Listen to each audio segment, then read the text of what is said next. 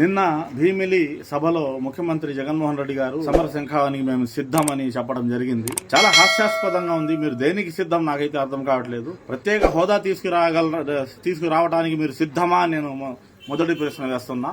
అమరావతి రాజధాని కట్టలేనటువంటి నిస్సహాయ ముఖ్యమంత్రి అయి ఉండి మరి దేశంలోనే అప్రతిష్ట పాలైనటువంటి రాష్ట్రం ఆంధ్రప్రదేశ్, అలాంటి అప్రతిష్ట పాలు ఆంధ్రప్రదేశ్ కాదు మీకు దక్కాలి. అమరావతి కట్టడానికి మీరు సిద్ధమా అని నేను అడుగుతా ఉన్నా.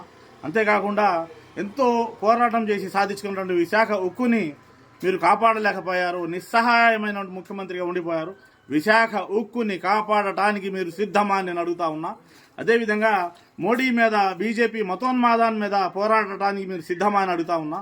మణిపూర్లో 2000 మంది క్రైస్తవుల్ని చంపినటువంటి భారతీయ జనతా పార్టీ ప్రభుత్వానికి వ్యతిరేకంగా పోరుకు మీరు సిద్ధమా అని నేను అడుగుతా ఉన్నా.